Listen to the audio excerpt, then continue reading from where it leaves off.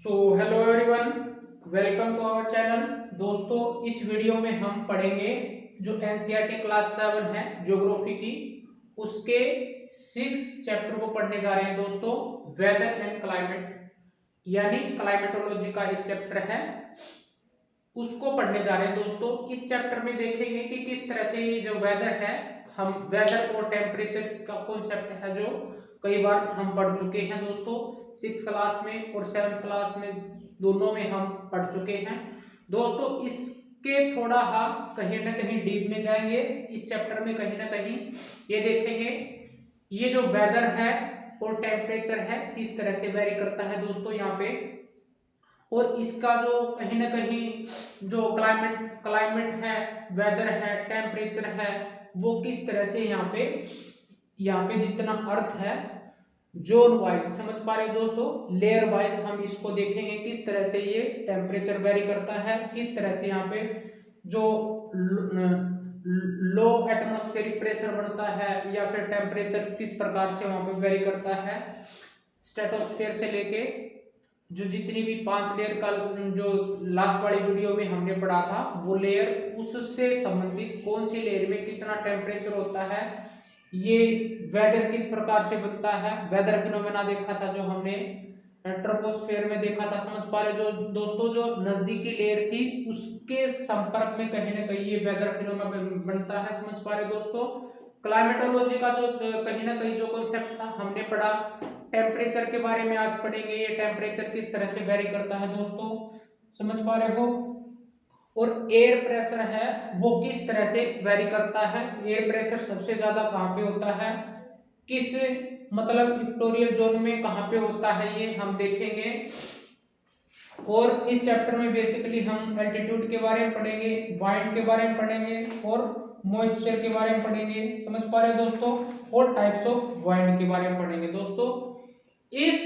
इस weather phenomena में देखेंगे कि किस तरह से ये जो कहीं ना कहीं वेदर है, क्लाइमेट है, टेम्परेचर है, प्रेशर जोन कैसे बढ़ते हैं, बेसिकली इस चैप्टर में हम ये पढ़ेंगे दोस्तों। कहीं ना कहीं आप देखोगे जो ये 5 लेयर जो हमने पढ़ी थी, वो 5 लेयर कौन सी थी, troposphere, stratosphere, mesosphere, thermosphere and exosphere, समझ पा रहे दोस्तों। जैसे ही हमने इन लेयर को पढ़ा, समझ पा रहे दोस्तों, जिस तरह से जो पहली लेयर थी कहीं ना कहीं जो अर्थ के सरफेस पे के बिल्कुल नजदीक थी, स्ट्रेटोस्फेयर, उसमें कहीं ना कहीं ये सारी चीजें आपको देखने को मिलेंगी दोस्तों। वेदर फिनोमेना, टेम्परेचर और ये कहीं ना कहीं जो इंसोलेशन है, जो हमने सोलर रेडिएशन था, सबसे ज्यादा इसी परत में देखने को मिलेंगे दोस्तों। और कहीं ना कहीं ये जो टेम्परेचर है यही सबसे ज्यादा होता है दोस्तों, फिर ये वेरी करेगा लेयर टू लेयर, समझ पा रहे दोस्तों। यहाँ पे क्या होगा, जो सोलर रेडिएशन है, जो पहली लेयर होती है, ट्रोपोस्फेयर होती है, वो कहीं ना कहीं जो इसका जो सन की रेडिएशन होती है वो डायरेक्ट पड़ती है दोस्तों। इसको हम बोलते हैं, जो हमारी इक्वेटर लाइन होती है 0 डिग्री, समझ पा रहे दोस्तों, जो इक्वेटर लाइन होती है, देखो जो इक्वेटर लाइन होती है ये 0 डिग्री है, और इसके कहीं ना कहीं अगर आप 23.5 डिग्री नॉर्थ और 23.5 डिग्री साउथ में जाओगे तो कहीं ना कहीं इस क्षेत्र को हम बोलते हैं इक्वेटोरियल जोन, समझ पा रहे दोस्तों। हम इसको बारीकी से देखेंगे कि किस प्रकार से जो 10 एरिया होता है वो कहीं ना कहीं बिल्कुल शांत माहौल में होता है, समझ पा रहे दोस्तों। और 10 डिग्री में किस प्रकार से बोलते तो इसी को भी है, जो नॉर्थ 23.5, जिसको हम लाइक जो हमारी जो होती है वो लाइन होती है कर्क रेखा और मकर रेखा, समझ पा रहे दोस्तों। इनके बीच में जिस प्रकार से ये जो कहीं ना कहीं जोन बढ़ेगा उसको हम इक्वेटोरियल रीजन बोलेंगे, समझ पा रहे दोस्तों। जो वेदर फिनोमेना बनता है, टेम्परेचर जो जहाँ पे वेरी करता है, जहाँ पे इंसोलेशन सबसे ज्यादा आता है दोस्तों, उसी एरिया को क्या बोलते हैं हम, इक्वेटोरियल रीजन बोलते हैं, समझ पा रहे दोस्तों। इसी में जैसे हीट आएगी, जैसे ही आपको कहीं ना कहीं जो नून का टाइम होगा, कहीं ना कहीं यहाँ पे ओवरहेड हो जाएगा हमारे सन, जिसके कारण जो सनरेज होंगे डायरेक्ट यहाँ पे इक्वेटोरियल रीजन में पड़ेंगे दोस्तों। जो इंसोलेशन होगा कहीं ना कहीं यहाँ पे ज्यादा आएगा, ज्यादा आने का मतलब है यहाँ पे हीट आएगी, हीट आने के बाद में टेम्परेचर बढ़ेगा, टेम्परेचर के बढ़ने के बाद में कहीं ना कहीं दोस्तों प्रेशर कम हो जाएगा। तो इसलिए इस क्षेत्र को क्या बोलते हैं, लो प्रेशर जोन बोलते हैं। समझ पा रहे दोस्तों, वेरी इंपॉर्टेंट है डियर। ये हम कहीं ना कहीं जो डिग्री में हम इसको मापते हैं, समझ पा रहे हो, 23.5 डिग्री, ये डिग्री 60 40 ऐसे बढ़ता बढ़ता कहीं ना कहीं 90 डिग्री पोल तक जाएगा। हम इसको पूरी तरह से इसको बताएंगे किस तरह से लो प्रेशर जोन बढ़ता है, कौन से एरिया में, कौन से जोन में हाई प्रेशर जोन बनता है, लो प्रेशर जोन बनता है, फिर हाई प्रेशर जोन बनता है। दोस्तों हम पूरे स्टेप बाय स्टेप इसको समझाएंगे। इस चैप्टर में हम देखेंगे कि किस तरह से जो ये है ये बढ़ेंगे दोस्तों। हाई प्रेशर जोन कौन सा होता है, क्यों बढ़ता है, समझ पा रहे हो। हमने इस टॉपिक को इस चैप्टर में हमारे को कंप्लीट करना है, यही बातें समझ पा रहे हो। आइए दोस्तों चलते हैं अपने टॉपिक पे। दोस्तों अगर आप नए हो, अगर आप मेरे को पहली बार देख रहे हो, तो दोस्तों सिक्स क्लास की जितनी भी एनसीईआरटी है, जितने भी सब्जेक्ट की है, पॉलिटिकल की है, हिस्ट्री की, ज्योग्राफी की है, इकोनॉमिक्स की है, वो सारी बन के तैयार हो चुकी हैं, अपलोड हो चुकी, आप देख सकते हो। इनसे आप नोट्स भी बना सकते हो। जो सिविल सर्विस की तैयारी करता है, पीसीएस की तैयारी करता है, जो टीचर या टेट की तैयारी करता है दोस्तों, जो कहीं ना कहीं जिस भाग में कहीं ना कहीं एनसीईआरटी अवेलेबल पढ़ने को होती है, कहीं ना कहीं आप इनको, ये आपके लिए क्लास हो सकती है दोस्तों। आप इनको पढ़ के अपने खुद के नोट्स बना सकते हैं। और जो आने वाला जो प्रीलिम्स है दोस्तों, मई को 26 मई को आपका जो प्रीलिम्स है, वो कहीं ना कहीं ये जो बेसिक पॉइंट है आपके लिए कहीं ना कहीं रामबाण साबित हो सकते हैं दोस्तों। these classes are very important for civil service, समझ पा रहे हैं दोस्तों।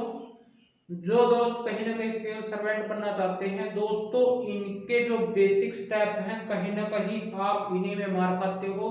यही कहीं ना आप जो प्रीलिम्स में कहीं ना कहीं जो क्वेश्चन पुट अप होते हैं बेसिक पॉइंट से, आप बेसिक पॉइंट को छोड़ के जो मैथ्स बुक होती है उनको नहीं समझ पाते, तो कहीं ना कहीं आप इनको बार बार करो। समझ पा रहे दोस्तों, ये जो बेसिक पॉइंट है जब अभी इनको क्लियर हो जाएगा, जब आपका बेस मजबूत हो जाएगा, तब आप अपनी मैथ्स बुक को भी कर पाएंगे। कहीं ना कहीं ये आपको हेल्प करेंगी मैथ्स लिखने के लिए। समझ पा रहे दोस्तों, ये मैथ्स भी लिखवाएंगे आपको, ऐसे भी लिखवाएंगे दोस्तों, और कहीं ना कहीं जो राइटिंग स्किल है आपकी कहीं ना कहीं वो भी बढ़ेगी इनसे। समझ पा रहे दोस्तों, इनसे आप जितने भी नोट्स हैं वो बना सकते हैं दोस्तों। अगर एक चैप्टर आपका कंप्लीट, जैसे एनसीईआरटी के नोट्स कंप्लीट करो, कहीं ना कहीं आप मैथ्स, कोई दोस्त है यहाँ पे जो मैथ्स के नोट्स बना रहा है, समझ पा रहे हो, मैथ्स बुक से नोट्स बना रहा है दोस्तों। मैं एक बार फिर बोलता हूँ, अगर आप जिस टॉपिक को कर रहे हैं, A4 साइज जो बाइंडिंग रजिस्टर होते हैं उनमें आपको नोट्स बनाने हैं।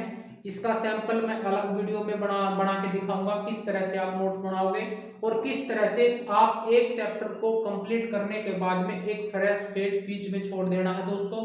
कहीं ना कहीं जो आपने एक चैप्टर के नोट्स बनाए हैं कहीं ना कहीं वो अधूरे रह चुके हैं, बाद में आपको रियलाइज होगा कहीं ना कहीं मेरा चैप्टर अभी भी पूरा नहीं हुआ।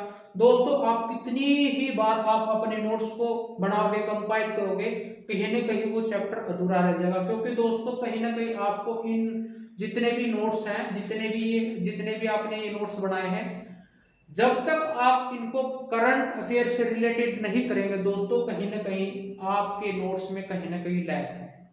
इसी प्रकार से वो जो बनाए गए नोट्स हैं वो बेकार हो सकते हैं दोस्तों, अगर आपने इनको करंट अफेयर से नहीं जोड़ा है, या फिर आपको इंटरलिंकिंग करना नहीं आया है, समझ पा रहे टॉपिक से, किस तरह से आप जो ज्योग्राफी के जो चैप्टर को कहीं ना कहीं इकोनॉमिक्स में इंटरलिंक कर सकते हो, पॉलिटिकल में इंटरलिंक कैसे होगा, समझ पा रहे हो दोस्तों।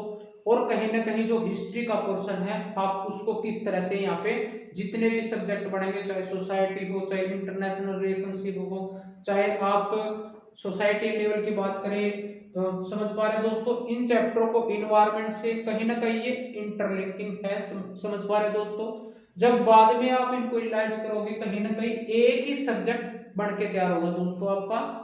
तो कहीं ना कहीं आप दोस्तों इन जितने भी बेसिक पॉइंट है उनको करो, इनके करने के बाद में आप मेंस बुक के नोट्स बनाओ दोस्तों। जिस प्रकार से हमने बताया है उसी प्रकार से आप स्टेप बाय स्टेप चलोगे, कहीं ना कहीं आप राइट ट्रैक में जाओगे। अगर अदरवाइज आपने इन स्टेपों को फॉलो नहीं किया, आप एनसीईआरटी के नोट्स बनाने के बाद में नहीं बनाते हो या फिर डायरेक्ट स्टैंडर्ड बुक पे जाते हो, कहीं ना कहीं आप दोबारा से ये फील रियलाइज करोगे बाद में आपका टाइम वेस्ट हो चुका है।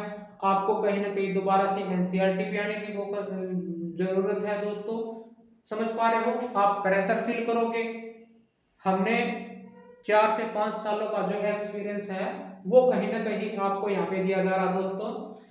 जैसे ही आप इनको कंप्लीट करोगे दोस्तों, जो एनसीईआरटी है 6 से 12, उनको कंप्लीट करने के बाद में आपको एक कॉन्फिडेंस बूस्ट होगा। जैसे आप इन एनसीईआरटी को कंप्लीट करते हैं, जो कॉन्फिडेंस जनरेट होगा उससे आपको कहीं ना कहीं जो मेंस बुक होंगी या फिर आने वाले जितने भी आपके कॉन्सेप्ट होंगे, जो करंट अफेयर होगा, उनसे आपको इतने ज़्यादा कॉन्फिडेंस मिलेगा दोस्तों जब आप इनको टॉपिक वाइज करोगे कहीं ना कहीं चैप्टरों को, ये कहीं ना कहीं हेल्पफुल होंगे। समझ पा रहे दोस्तों? आई होप दोस्तों जितने भी पॉइंट थे आपको समझ में आए होंगे। आइए दोस्तों चलते हैं अपने चैप्टर पे, वेदर और क्लाइमेट को दोस्तों हमने कई बार बताया है। ये वेदर क्या होता है, क्लाइमेट क्या होता है। ये वेदर कहीं ना कहीं ये वेदर वही होता है दोस्तों, ये डे टू डे वेरी करता है और आवर टू आवर, यानी वीकली भी वेरी करता है दोस्तों। कहीं ना कहीं हम वीक की बात करते हैं, वीकली और मंथली। समझ पा रहे हो दोस्तों, मंथली भी वेरी करता है, वीकली भी, डे टू डे। कहने का मतलब है शॉर्ट टर्म के लिए a state of atmosphere for a shorter period of time. Very important dear, जो वेदर होता है आपने कभी भी ऐसा नहीं बोलना है आज के बाद में इसकी का क्लाइमेट कैसा है। तो डे टू डे की बात करें, हावर टू हावर की बात करें, वीकली की बात करें, मंथली की बात करें, तो आपने वहां पे वेदर का यूज करना है, इसकी का वेदर कैसा है। समझ पा रहे हो दोस्तों, अगर आप लॉन्ग ट्रिप पे गए हुए हो या फिर आप एडवेंचर पे गए हो, कहीं ना कहीं जो क्लाइमेट बना है, जो वेदर क्लाइमेट वहां पे बना है कई सालों से लेकर जो बना है, तब हम उसको सेंस देते हैं क्लाइमेट। समझ पा रहे दोस्तों, जैसे आप अमेजोन के जो वहां पे आप देखोगे, वन देखोगे, फॉरेस्ट देखोगे, हमारे हिमालयन रीजन को देखोगे, आप नीचे की साइड में तमिलनाडु एरिया की तरफ जाओगे, कहीं ना कहीं ये जो हिल्स होते हैं, माउंटेन होते हैं, इन पे बात कर सकते हैं, यहाँ पे क्लाइमेट बढ़ता है। इस ये जो जितना भी फेनोमेना बना है वो वेदर की वजह से नहीं बना है, ये कई सालों की कंडीशन होती है जिसको हम क्लाइमेट बोलते हैं। समझ पा रहे हैं दोस्तों, यही क्लाइमेट जिम्मेवार होता है। आप साउथ अमेरिकन कंट्री में जाके देखोगे, समझ पा रहे हैं दोस्तों, वहां पे कहीं ना कहीं जो जितना भी जो ब्लैक पीपल रहते हैं, जिस प्रकार से वहां की जो फॉर्म होता है, कहीं ना कहीं उसका जिम्मेवार कौन होता है, क्लाइमेट होता है दोस्तों। समझ पा रहे हो, न कि वेदर। ये कहीं ना कहीं क्लाइमेट वेरी करता है।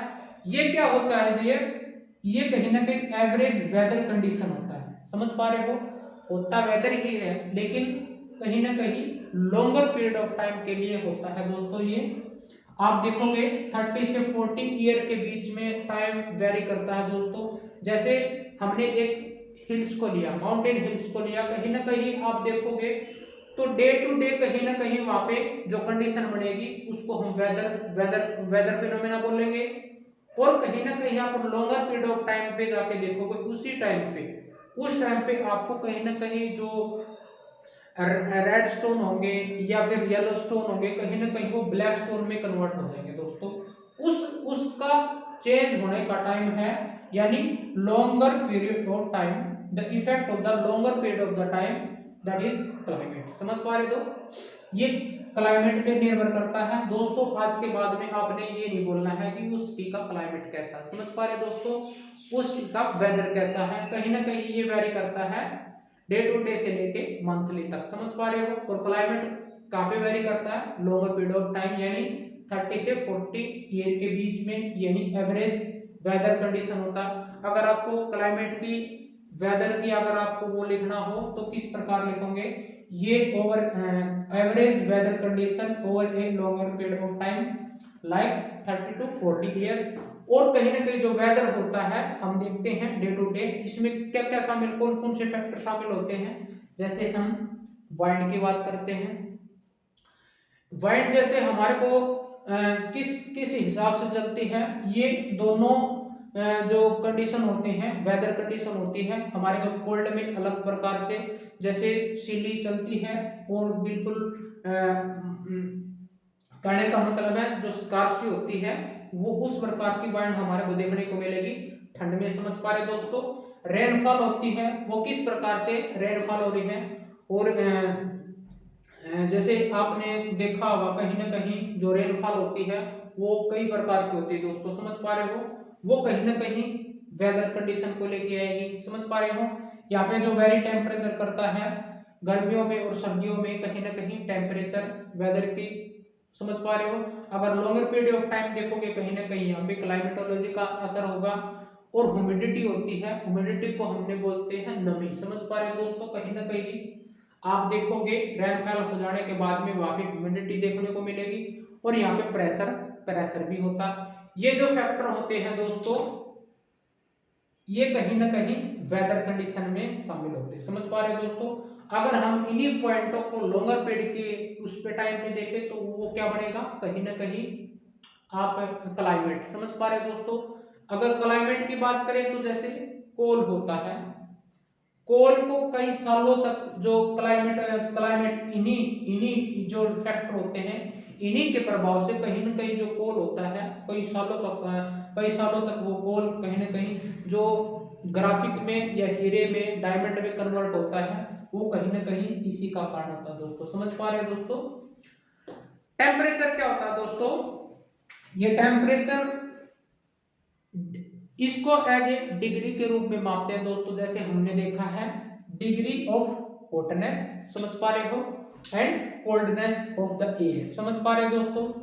ये कहीं ना कहीं एज ए डिग्री के रूप में मापते हैं। अगर हम गर्मियों की बात करें तो हम हॉटनेस को मापते हैं। जैसे हमारे को इस टाइम में 30 से लेके 40 सेल्सियस के बीच में कहीं ना कहीं आपको हॉटनेस दिखाई देगी।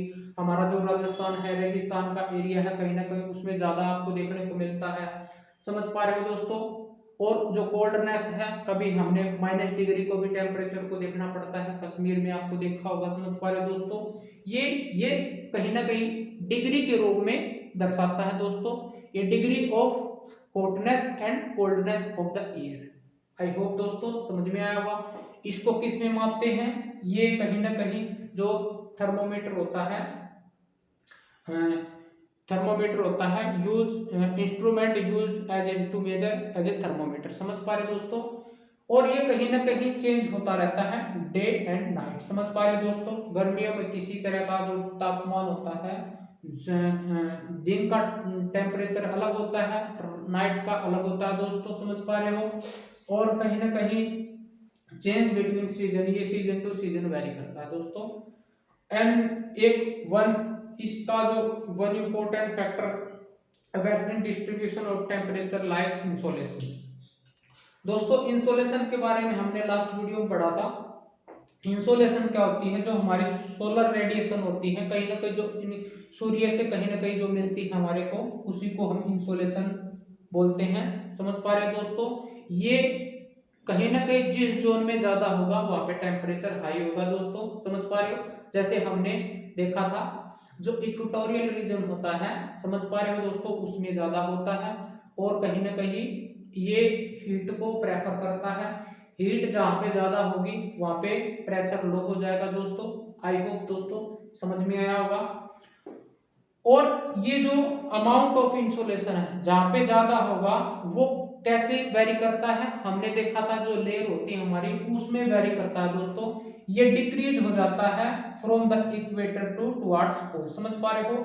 जैसे हमने देखा था 0 डिग्री, 0 डिग्री इक्वेटर से लेके आप 0 डिग्री यहाँ पे मान के चलो, इस तरह से ये कहीं ना कहीं ऐसे वेरी करेगा दोस्तों, लेयर बाय लेयर। समझ पा रहे हो? हमने लास्ट वाले वीडियो में देखा था कि टेम्परेचर किस प्रकार से यहाँ पे बूस्ट होता है और किस तरह से डिक्रीज होता है दोस्तों। आई होप दोस्तों समझ में आया होगा। लास्ट वाले वीडियो में जाके देख सकते हैं दोस्तों इंसोलेशन कैसे वेरी करता है और टेम्परेचर किस प्रकार से डिक्रीज होता है, और टेम्परेचर के बारे में और प्रेशर के बारे में हमने देखा था। These points are very important with respect of like prelims exam. समझ पा रहे हो दोस्तों? वेदर के जो फिर जो इफेक्टिव पार्ट होते हैं कहीं ना कहीं ये होते हैं, वेदर कैसे वेरी करता है, वाइंड पे, रेनफॉल पे, टेम्परेचर पे, ह्यूमिडिटी पे और प्रेशर पे। समझ पा रहे हो? इन्हीं के कई सालों के बाद में ये कहीं ना कहीं क्लाइमेटोलॉजी का जिम्मेवार होते हैं दोस्तों। और कहीं ना कहीं इसको टेम्परेचर की जो स्टैंडर्ड यूनिट है हम पढ़ेंगे, हम किस में मापते हैं, यानी सेल्सियस में, डिग्री सेल्सियस में दोस्तों हम मापते हैं। कहीं ना कहीं हम आप देखते होंगे जो वाटर है वो फ्रीज हो जाता है 0 डिग्री पे। समझ पा रहे हैं दोस्तों? अगर हम फ़ारेनहाइट की बात करें तो जो 32 फ़ारेनहाइट पे कहीं ना कहीं फ्रीज होता है दोस्तों। और जो बॉयल होता है यानी उबलता है, हीट होता है, तो वो 100 डिग्री सेल्सियस पे, अगर फ़ारेनहाइट पे कहीं ना कहीं इसको देखेंगे तो 212 फ़ारेनहाइट पे कहीं ना कहीं ये कहीं ना कहीं बॉयल करता है दोस्तों। द रेंज ऑफ टेम्परेचर क्या होता है, difference between maximum and minimum temperature. समझ पा रहे दोस्तों? ये कहीं ना कहीं बीच का जो हिस्सा होता है वो रेंज कहलाते हैं दोस्तों। ये हम देखेंगे जो 0 डिग्री होता है अगर 100 के बीच में है तो उसी प्रकार से हम इसके बीच की जो कंडीशन होती है उसको अंग्रेजी जो टेम्परेचर बोलते हैं। जैसे 0 डिग्री से लेके -डिग्री तक भी चले जाते हैं। कई बार हम देखेंगे कोल्ड सीजन में आप जम्मू कश्मीर में देखेंगे कहीं ना कहीं -4 डिग्री, -5 डिग्री, माइनस नीचे तक जाओगे। समझ पा रहे दोस्तों? और ऊपर से ऊपर वेरी करता है। अगर हम 50 के अबव चले गए दोस्तों, कहीं ना कहीं जो हीट होती है हम उसको सहन नहीं कर पाते। ये एवरेज एंड एवरेज हम ये कहीं ना कहीं जो बढ़ता है हम उसको ही सहन कर पाते हैं। मैक्सिमम हम कहीं ना कहीं 40 डिग्री को सहन कर पाते हैं दोस्तों। 45 और 30 के आसपास में लगभग हम देखते हैं दोस्तों। आई होप दोस्तों कहीं ना कहीं ये जितने भी पॉइंट थे आपको समझ में आए होंगे। एक बार फिर हमारा इसका रिवीजन हो चुका है। वेदर और क्लाइमेट क्या होते हैं, टेम्परेचर के बारे में आज थोड़ा डिटेल में हमने जाना। समझ पा रहे हैं दोस्तों? आइए दोस्तों एयर प्रेशर के बारे में समझते हैं, एयर प्रेशर कैसे होता है। आइए दोस्तों एयर प्रेशर क्या होता है आइए पढ़ते हैं। जो एटमॉस्फेरिक प्रेशर होता है वो क्या होता है, कहीं ना कहीं जो फोर्स होता है exerted by A columns of the air. समझ पा रहे हो? क्योंकि वहां पे बहुत सारी हवा होती है, कहीं ना कहीं उसके द्वारा फोर्स बनता है। और कहीं ना कहीं जो ग्रेविटेशनल फोर्स होता है, समझ पा रहे हो दोस्तों? और इन दोनों का कॉम्बिनेशन कहीं ना कहीं वहां पे कहीं ना कहीं जो अर्थ सरफेस है कहीं ना कहीं वो जो उसका वेट होता है कहीं ना कहीं वो फोर्स एक्सर्ट करता है। समझ पा रहे दोस्तों? जिस प्रकार से यहाँ पे जो कहीं ना कहीं जो अर्थ सरफेस पे कहीं ना कहीं जो वेट है, कहीं जैसे हम जिस सरफेस पे रहते हैं उसके कारण कहीं ना कहीं वहाँ पे वॉल्यूम ऑफ एयर का ऐसा जो फोर्स एक्सर्ट होता है कहीं ना कहीं हम उसी को हम क्या बोलते हैं, एटमॉस्फेरिक प्रेशर बोलते हैं। समझ पा रहे दोस्तों? ये धीरे धीरे atmospheric pressure layer to layer कहीं ना कहीं घटता मिलेगा। समझ पा रहे दोस्तों? ये कहीं ना कहीं जो प्रेशर होता है ये जिस पर घटता नहीं बढ़ता, बड़े मतलब पोल पे प्रेशर ज्यादा होता है, लेकिन जो कहीं ना कहीं इस रीजन में जो प्रेशर होता है इक्वेटोरियल रीजन में लो प्रेशर जोन बनेगा दोस्तों। यहाँ पे जो पोल पे है ये प्रेशर ज्यादा होता है दोस्तों। समझ पा रहे हैं दोस्तों? इसको हम ये इंस्ट्रूमेंट कौन सा होता है जिसको हम मापते हैं, इसको बैरोमीटर में मापा जाता है दोस्तों। समझ पा रहे हो? आई होप दोस्तों समझ में आया होगा। और दोस्तों जैसे कहीं ना कहीं आप दोस्तों जो एयर एक्सर्ट होती है like pressure from all direction, कहीं ना कहीं ये ऑल डायरेक्शन में प्रेशर होता है दोस्तों। Our body then exert in column pressure, कहीं ना कहीं जो ये जो जैसे हम हाइट के अनुसार बढ़ते हैं तो हमारी जो बॉडी होती है वो कहीं ना कहीं इस प्रेशर को महसूस करती है। समझ पा रहे हो दोस्तों, जैसे उस ब्लैंकेट्स ऑफ एयर का होना, कहीं ना कहीं वो जो कहीं ना कहीं जो मान के चलो जो डस्ट पार्टिकल होते हैं उन्हीं के कारण कहीं ना कहीं उस फोर्स के कारण हमारी जो बॉडी होती है कहीं ना कहीं आंतरिक भाग में हम प्रेशर फील कर रहे होते हैं। समझ पा रहे हो दोस्तों, ये इस प्रकार से ये जो एयर होती है move from high pressure to low pressure area की तरफ, ये कहने जो एयर होती है वो बहती है दोस्तों। समझ पा रहे हो दोस्तों, कहीं ना कहीं ये जो फैक्टर होते हैं जो एटमॉस्फेरिक प्रेशर होता है वो कहीं ना कहीं दो फैक्टरों को इफेक्ट करते हैं। एक तो होता है टेम्परेचर, समझ पा रहे दोस्तों, हमने देखा था जो फाइट एयर होती थी हमारी वो कहीं ना कहीं टेम्परेचर के हिसाब से वेरी करता है। समझ पा रहे दोस्तों, हमने लास्ट वाली वीडियो में पढ़ा था उसमें टेम्परेचर वेरी होता है दोस्तों, लेयर बाय लेयर होता है। ये कहीं ना कहीं जो हाई जहाँ पे हाई टेम्परेचर होगा, हाई टेम्परेचर का मतलब हमने इक्वेटोरियल रीजन में पढ़ा था, क्योंकि वहां पे इंसोलेशन ज्यादा होती है तो वहां पे टेम्परेचर क्या होगा, हाई होगा दोस्तों। और उसके हाई टेम्परेचर होने के बाद में वहां पे लो प्रेशर जोन बनेगा। आई होप दोस्तों समझ में आया होगा, हमने पढ़ चुके हैं। तो इस कारण से वहां पे आप देखोगे कहीं ना कहीं जो वेदर फिनोमेना था उस लेयर में जो ट्रोपोस्फेयर थी, समझ पा रहे दोस्तों, उसमें जो क्लाउडी स्काई बनेंगे। समझ पा रहे दोस्तों, यहाँ पे जो रेनी सीजन होता है या वेदर फिनोमेना होता है क्लाउडी देखने को मिलेंगे। समझ पा रहे दोस्तों, और वेल वेदर कहीं ना कहीं रेनी सीजन होता है, आपको प्लीजेंट वेदर भी देखने को मिलता है। कहीं ना कहीं जो टेम्परेचर होता है फिर लो प्रेशर जोन बनता है, बारिश आ जाने के बाद में आपको क्लाउडी ये यहाँ पे देखने को मिलेगा दोस्तों। और जिस रीजन में आपको लो टेम्परेचर देखने मिले, यानी आप पोल की बात करोगे कहीं ना कहीं जो लो टेम्परेचर होता है कहीं ना कहीं पोल वार्ड होता है दोस्तों, यहाँ पे क्या होगा, हाई प्रेशर जोन बनेगा दोस्तों। समझ पा रहे हैं दोस्तों, हमने बताया था ये कहीं ना कहीं हाइट पे वेरी करता है और जो पोल होता है वहां पे सबसे ज्यादा होता है हाई प्रेशर। समझ पा रहे हैं दोस्तों, ऊपर देखोगे कहीं ना कहीं आपको डस्ट पार्टिकल नहीं देखने को मिलेंगे। हमने लास्ट वाले वीडियो में पढ़ा था कि जो डस्ट पार्टिकल होता है हमने इसी लेयर में जो नजदीकी लेयर होती है उसी में आपको डस्ट पार्टिकल देखने को मिलेंगे, वाटर वेपर देखने को मिलेंगे। इसी के कारण क्या होगा, वहां पे जो क्लियर है और सनी स्काई आपको देखने को मिलेंगे। समझ पा रहे हो, इसकी ये कहीं ना कहीं ये इफेक्टिव होता है एटमॉस्फेयर में लैग टेम्परेचर। ये कैसे पॉसिबल होता है, किस प्रकार से ये लो प्रेशर या हाई जो लो प्रेशर होता है और हाई प्रेशर किस प्रकार से बनता है।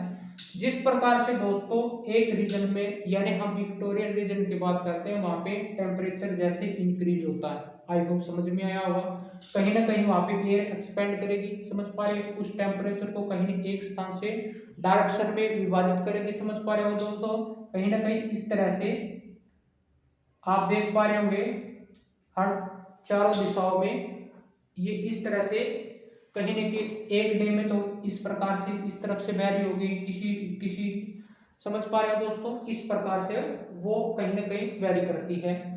और फिर उसके कारण क्या होगा, यहाँ पे एयर एक्सपैंड हो जाने के बाद में जो डेंसिटी है वो डिक्रीज हो जाएगी दोस्तों। समझ पा रहे हो, पहले क्या थी, एयर नहीं चल रही थी, समझ पा रहे हो, मतलब इतना था कि ठहरी हुई हवा है, तो वहां पे डेंसिटी इंक्रीज हो जाएगी। लेकिन एयर एक्सपैंड होने के बाद में कहीं ना कहीं जो टेम्परेचर है वो भी आपको कहीं ना कहीं देखने को मिलेगा दोस्तों, कहीं ना कहीं कम हो जाएगा, आपको सुहाना मौसम देखने को मिलेगा।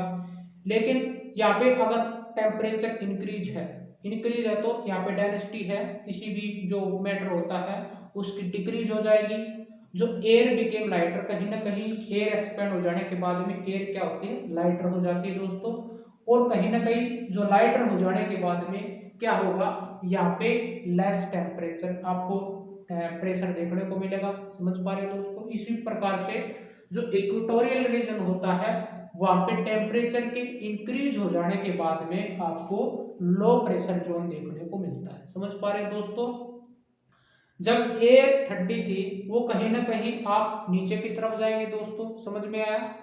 आई होप दोस्तों, जैसे ही आपको यहाँ पे इंसोलेशन देखने को मिलेगा, कहीं ना कहीं जो ये ठंडी हवाएं थी गर्म होके आसमान में चली जाती है दोस्तों, समझ पा रहे हो? फिर वहां पे टेम्परेचर इंक्रीज हो जाता है, इंक्रीज होने के बाद में वो जो लो प्रेशर जोन बन जाता है दोस्तों। आई होप दोस्तों ये समझ में आया होगा। दूसरा फैक्टर वेरी करता है एल्टीट्यूड का। एल्टीट्यूड का मतलब होता है हाइट। हाइट वेरी करेगी। एयर प्रेशर होता है हाइट, मतलब हाईएस्ट होता है ये एयर प्रेशर कहाँ पे होता है? एट सी लेवल पे, समझ पा रहे हो दोस्तों? वेरी इंपॉर्टेंट दोस्तों। और ये कहीं ना कहीं डिक्रीज विद हाइट, समझ पा रहे हो दोस्तों? जैसे ही आप एल्टीट्यूड की तरफ जाओगे, एल्टीट्यूड की तरफ यानी हाइट के ऊपर जाओगे, कहीं ना कहीं डिक्रीज होता आपको मिलेगा दोस्तों। और कहीं ना कहीं आपको एटमॉस्फेरिक प्रेशर की बात करें दोस्तों, कहीं ना कहीं ये डिक्रीज हो जाएगा हाइट पे। और जो प्रेशर होता है आपको देखने को मिलेगा, आपको पोल साइड में कहीं ना कहीं आपको जब इंक्रीज ऑफ हाइट हो जाती है दोस्तों, जब इंक्रीज ऑफ हाइट हो जाती है, कहीं ना कहीं जो decrease of density of air हमने पढ़ा था, और इसे कारण लेस प्रेशर हो जाता है, समझ पा रहे हैं दोस्तों? आई होप दोस्तों ये समझ में आया होगा ये किस तरह से जो एटमॉस्फेरिक प्रेशर है किस प्रकार से इफेक्टिंग करते हैं। ये आई होप दोस्तों दो थे, यानी टेम्परेचर करता, एल्टीट्यूड करता है, और जो आगे होंगे इसके फैक्टर होंगे कहीं ना कहीं और भी वेरी करेंगे। हम मैथ्स बुक में देखेंगे दोस्तों, ये फैक्टर है जो एटमॉस्फेरिक प्रेशर होता है कौन कौन से फैक्टर और वेरी करते हैं हम देखेंगे, समझ पा रहे हो दोस्तों? आई होप दोस्तों ये पॉइंट आपको समझ में आएंगे। अगर आपको कोई पॉइंट समझ में नहीं आता दोस्तों, आप कमेंट सेक्शन में आप बता सकते हो। अगर मेरे द्वारा कुछ बताया गया कुछ मिसमैच हो गया है, आप उसको रेक्टिफाई भी कर सकते हैं दोस्तों, आप लिख के उसको रेक्टिफाई कर देना। आई होप दोस्तों ये जितने भी पॉइंट थे आपको समझ में आए होंगे। आइए दोस्तों वाइंड को पढ़ते हैं दोस्तों, इसको विंड भी बोलते हैं। ये वाइंड क्यों बोला जाता है दोस्तों इसको? वाइंड और एयर में किस तरह से डिफरेंस होता है, आइए दोस्तों देखते हैं।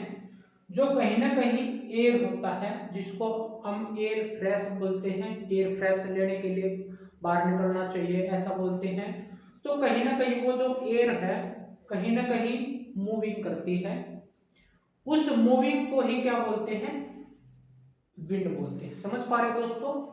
इसको कहीं ना कहीं प्रोनाउंस जो वाइंड भी बोलते हैं, विंड भी बोलते हैं दोस्तों, इसको विंड बोलते हैं। इसको कहीं ना कहीं जो एयर होती है मूविंग, उसी को हम क्या क्या बोलते हैं? विंड बोलते हैं, समझ पा रहे दोस्तों?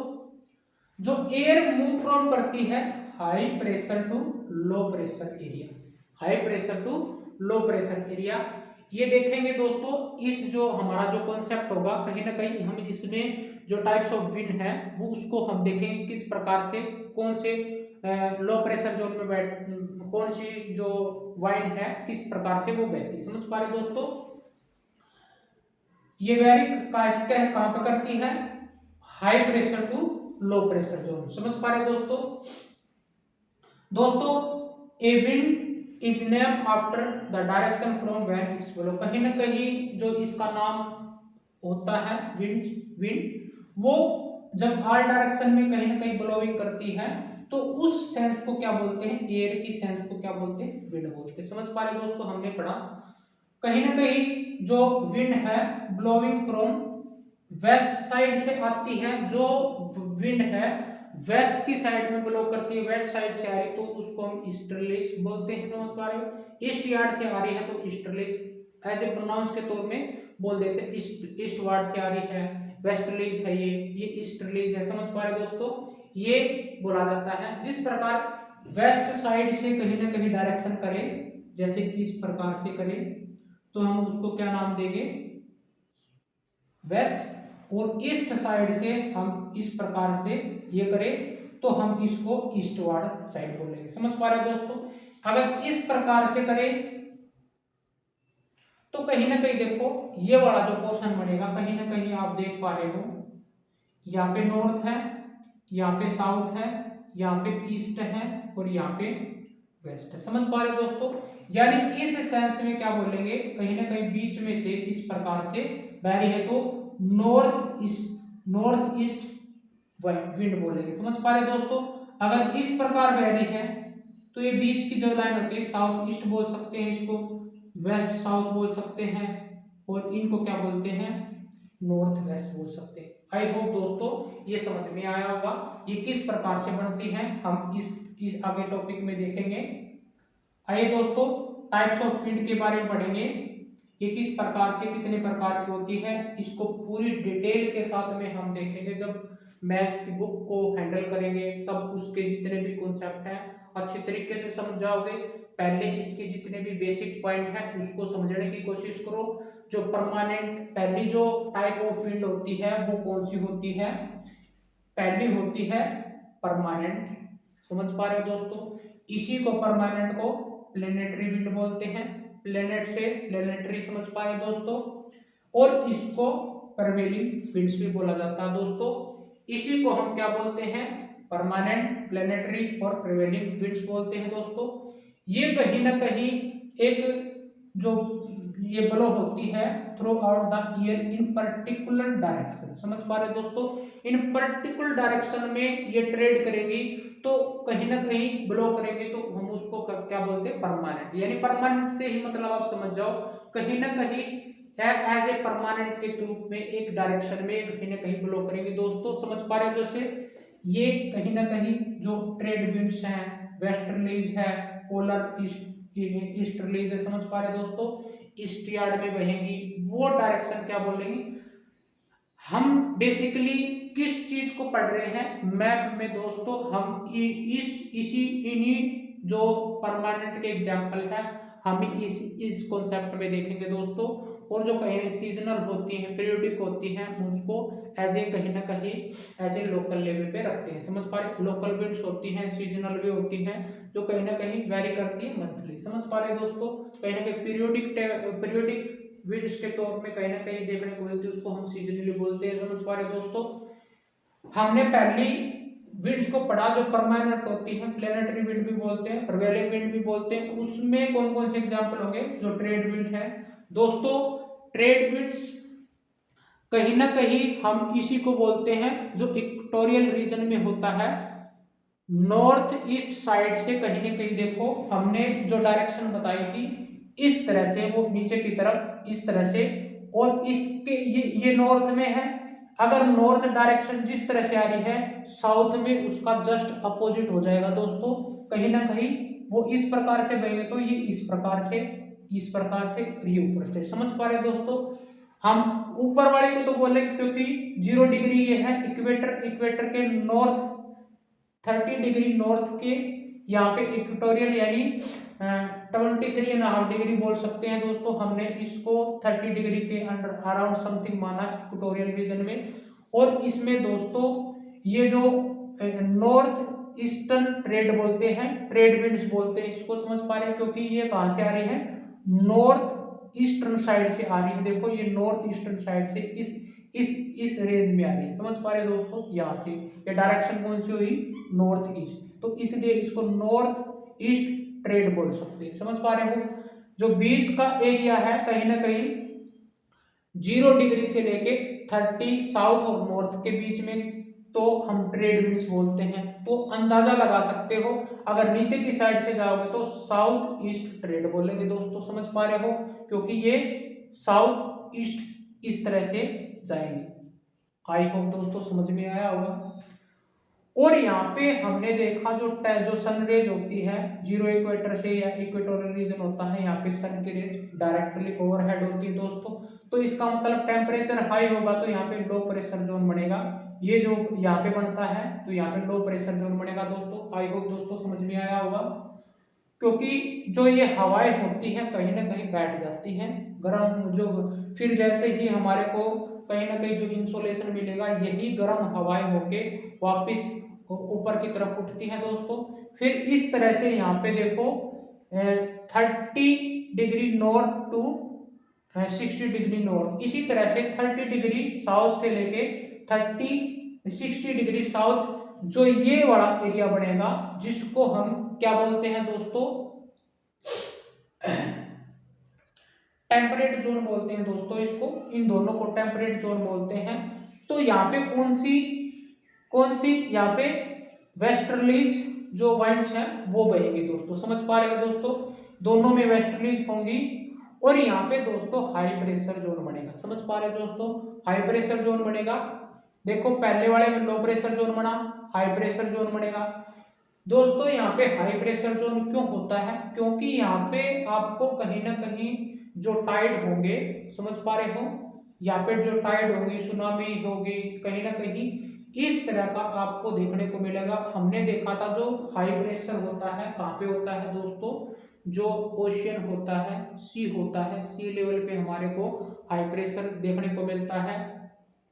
तो दोस्तों इस प्रकार से यहाँ पे जो हाई प्रेशर है वो बढ़ेगा दोस्तों टेम्परेचर जोन में, समझ पा रहे हो, क्योंकि यहाँ पे टाइड वगैरह या फिर सुनामी होती है, समझ पा रहे हो दोस्तों, ये बढ़ते हैं। आपको इक्वेटोरियल रीजन में कहीं ना कहीं आपको ये देखने को नहीं मिलेगा, क्योंकि जो कहीं ना कहीं जो ये वाली कंडीशन होती है, सी वेदरिंग होती है, कहीं ना कहीं इस जो टेम्परेचर जोन होता है उसमें देखने को मिलेगी। इस कारण से यहाँ पे हाई प्रेशर जोन बनेगा। और जो हम नॉर्थ की बात करें, पोल साइड की 90 डिग्री 60 नॉर्थ से लेके 90 degree pole side, north pole side, और 60 डिग्री साउथ से लेके नॉर्थ डिग्री साउथ पोल की तरफ, यहाँ पे क्या होगा दोस्तों, आपने देखा होगा जो सनरेज है स्लाइटली हीट पड़ेगी, समझ पा रहे, स्लाइटली जो रेज है वो जाएंगी। तो कहने का मतलब है यहाँ पे हीट कम होगी, तो यहाँ पे क्या होगा दोस्तों, लो प्रेशर जोन बढ़ेगा। और यहाँ पे कहने का मतलब है आइस गिरती है, जो बर्फ होती है, समझ पा रहे हो, वो जमी होती है, इसी कारण से यहाँ पे लो प्रेशर जोन बनेगा दोस्तों। आई होप दोस्तों जितने भी पॉइंट थे ये आपको समझ में आए होंगे, और इस प्रेशर में कौन कौन से जोन में किस तरह की वाइंड बहती है इस प्रकार से हमने देखा। और जो वाइंड होगी दोस्तों यहाँ पे साउथ ईस्ट पोलर, इसको पोलर विंड बोल सकते हैं, क्योंकि पोलर में है तो पोलर विंड बोल सकते हैं। बस यही अंदाजा लगाना है कि आपको साउथ ईस्ट पोलर बोलेंगे इसको, और ऊपर वाले को क्या बोलेंगे, नॉर्थ पोलर विंड बोल सकते हैं, समझ पा रहे हो, नॉर्थ वेस्टर्न पोलर भी बोल सकते हैं। लेकिन आपने सिर्फ पोलर विंड्स बोलना है। ये किसके एग्जांपल थे, क्योंकि यहाँ पे परमानेंट ये बहती, समझ पा रहे दोस्तों, ब्लो करती हैं, ये परमानेंट के एग्जांपल थे। अब देखते हैं वेरी इंपॉर्टेंट, ये इसके दूसरे नाम कौन कौन से होते हैं ये आपको देखना है। ये कहीं ना कहीं आपको डिफरेंशिएट करके भी समझा सकते हैं या पूछ सकते हैं दोस्तों। आइए दोस्तों, सेकंड होती है सीजनल वाइंड्स, क्या होती है, या पीरियोडिक विंड्स क्या होती है दोस्तों।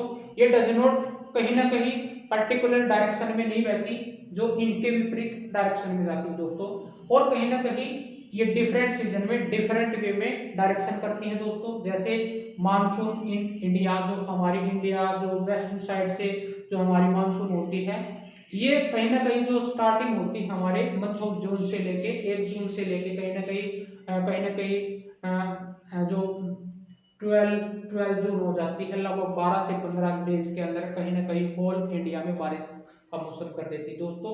इसको हम सीजनल विंड्स बोलते हैं। जो सीजनल विंड्स होती है, हमने देखा था जून के महीने में हमारे को बारिश होती है, तो इस कारण से हम इसको सीजनल या पीरियोडिक वाइंड के रूप में देखते हैं दोस्तों। कहीं ना कहीं अगर हम पेरुवियन जो वाइंड होती है, पेरू की साइड से उठती है, उसको वेस्टर्न विंड्स भी बोलते हैं दोस्तों। वही कारण हमारे को जो साउथ यार्ड से जो डायरेक्शन से वाइंड्स आती है, कहीं ना कहीं वो पानी लेकर आती है। और फिर बाद में आपको देखने को मिलेगा कहीं ना कहीं जो दिसंबर के महीने में या फिर कोल्डेस्ट डे में कहीं ना कहीं तमिलनाडु के आसपास में जो बारिश होती है, वो कहीं ना कहीं ईस्टर्न साइड से ईस्टर्न वाइंड्स होती हैं दोस्तों। कहीं ना कहीं उसके कारण हमारे को सर्दियों में बारिश देखने को मिलती है। और जो कहीं ना कहीं जो लोकल विंड्स होती हैं, थर्ड पार्ट में क्या होगा, लोकल विंड्स क्या होती हैं, blow only during a particular period in डेसी। डेसी का मतलब होता है स्कार्सिटी, मान के चले ऐसे स्कार्सिटी लो में, जैसे राजस्थान का एरिया है, रेगिस्तान एरिया है, समझ पा रहे हो दोस्तों।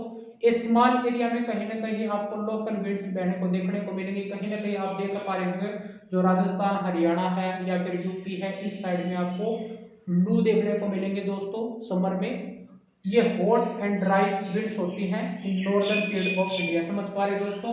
जो नॉर्दर्न साइड में आपको लू देखने को मिलेंगे। ऑस्ट्रेलिया में कहीं ना कहीं आपको बीडी एक नाम की जो पीरियोडिक आपको देखने को मिलेगी। दोस्तों इनमें अलग अलग प्रकार के जो टाइप होंगे हम आगे भी आपको बताएंगे। ये आपको सिर्फ लोकल पॉइंट पे आप एज ए कॉन्सेप्ट के रूप में समझना था। विंड्स क्या होती है, टाइप्स ऑफ विंड्स क्या होती है, विंड्स का नाम दिया जाता है और लोकल विंड्स के एग्जांपल क्या होते हैं, सीजनल विंड्स कहाँ होते हैं, परमानेंट एग्जांपल क्या होते हैं।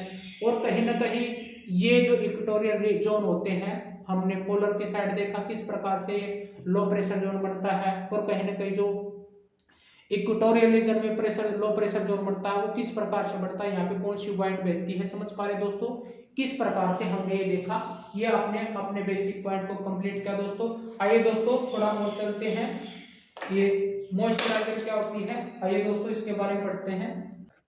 आइए दोस्तों मॉइस्चर को पढ़ते हैं। दोस्तों जब दोस्तों वाटर कहीं ना कहीं इवापोरेटेड होता है, इवापोरेटेड का मतलब होता है जब कहीं ना कहीं जो टेरेस्ट्रियल लैंड होता है दोस्तों, कहीं ना कहीं जो ठंडी हवाएं होती हैं ये कहीं ना कहीं गर्म हो जाने के बाद में जो लिक्विड वाटर होता है कहीं ना कहीं गैसियस रूप में हो जाता है। समझ पा रहे हैं दोस्तों, उसी उसी फॉर्म को हम इवापोरेटेड बोलते हैं।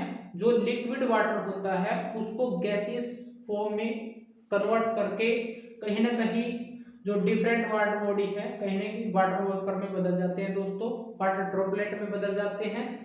तो गैसियस फॉर्म में बदल जाना क्या होता है, इवापोरेटेड। समझ पा रहे हैं दोस्तों, जो कहीं ना कहीं लैंड या सरफेस पे जो हीट बढ़ती है वो कहीं ना कहीं इस इवापोरेशन का कारण बनती है। दोस्तों कहीं ना कहीं लिक्विड वाटर गैसियस फॉर्म में बढ़ना इवापोरेटेड होती है, फिर बाद में जाके ये गैसियस फॉर्म कहीं ना कहीं क्लाउडी जो बनता है फिनोमेना, उसमें जाके कहीं ना कहीं कंडेंसेशन हो जाती है। दोस्तों समझ पा रहे हो, जो गैसियस फॉर्म है कहीं ना कहीं वाटर ड्रॉपलेट में दोबारा से कन्वर्ट हो जाती है और कहीं ना कहीं प्रेसिपिटेशन के माध्यम से वो बारिश के तौर पे यहाँ पे लिक्विड फॉर्म में आती है। दोस्तों उसको कहीं ना कहीं रेन बोलते हैं, प्रेसिपिटेशन बोलते हैं दोस्तों।